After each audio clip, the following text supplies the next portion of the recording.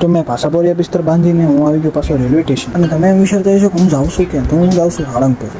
તો વાત એવી છે કે ભાઈબંધના બર્થડે છે, ભાઈબંધ કહ્યું આપણે જવું સાળંગપુર. તો મેં કીધું હાલો આપણે જઈએ. અને મિત્રો ટ્રેન આવી ગઈ, ટ્રેનમાં આપણે બેસી ગયા છે, ટ્રેન પણ રવાના થઈ ગઈ છે. તો આજે વરસાદ નહોતો એટલે વાંધો ન આવ્યો, બાકી તો પડી જતા આપણે. સવારના 5 વાગી ગયા તો આવી ગઈ બોટા.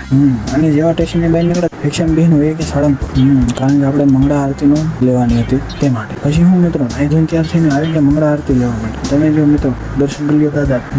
જેવા મંદિરમાં અંદર ગયો તો ભાઈ બહુ સારી ભીડ હતી, પગ મેકવાની જગ્યા નથી. સવારના 5:30 વાગ્યામાં એટલા બધા લોકો હોય છે મને ખબર નહોતી.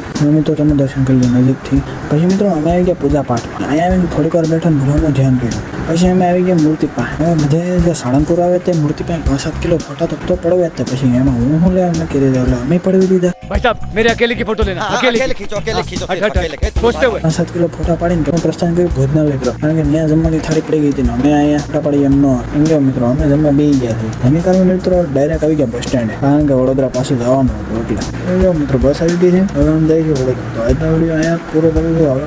હવે નેક્સ્ટ નવા મિની બ્લોગમાં ચાલો કે બધા બાય.